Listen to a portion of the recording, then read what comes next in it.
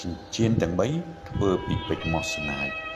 2គឺធ្វើពីពេជ្រម៉ូស្នាយដែលគ្មានពណ៌គឺ colorless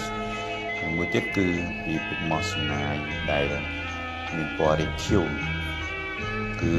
Royal Blue ដែលជាពណ៌ថ្លៃជាងគេក្នុងចំណោមពណ៌នៃពេជ្រម៉ូស្នាយទាំងអស់ពេជ្រម៉ូស្នាយមិនមែនគឺជាពេជ្រក្នុងមន្ទីរពិសោធន៍ឬពេជ្រនៅពេជ្រចិញ្ចឹមអីទេវាគឺជាម៉ូស្នាយឬគេអាចហៅវាមួយទៀតថាជា fake diamond ដោយសារតែកម្រិតរឹងរបស់វាគឺប្រខែងពេជ្រហើយចរណៃវាគឺចិញ្ចាចជាងពេជ្រនៅក្នុងវីដេអូគឺយើងអត់ដឹងទេមើលអត់សូវថាវាមានចរណៃទេប៉ុន្តែបើនៅខាងក្រៅมันន័យថាឲ្យតែប៉ះពន្លឺឬពន្លឺថ្ងៃ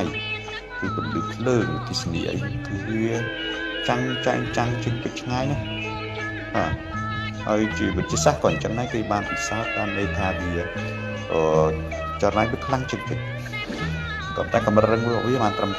92.5% នៃពេជ្រ